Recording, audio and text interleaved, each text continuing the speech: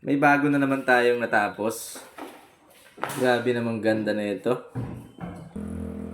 So ayan, good morning po. Ayan, nandito tayo sa shop ngayon. At meron tayong bagong project. Ito, islands. Tapos itong ibabaw papatungan ng quartz.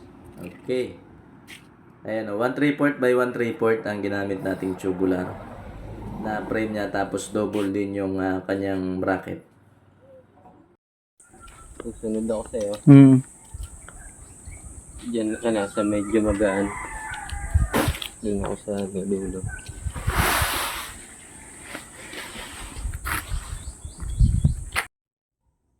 So ayan, nandito po kami ngayon sa Pagsanghan, Laguna, dito sa Pinagsanghan, Pagsanghan.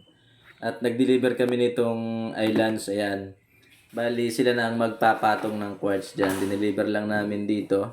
Tapos sila na ang bahala dyan sa ibabaw. So ayan, grabe oh. Powder coated white yung ginamit natin dito sa mga boss. Ayan oh. Tapos gaya nga yung nabanggit ko, 1/3 by 1/3 yung lahat ng ginamit natin na aluminum para matibay siya.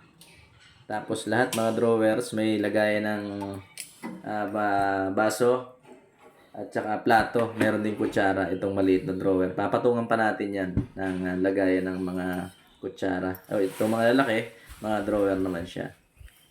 So ayan oh. Grabing ganda nito mga boss.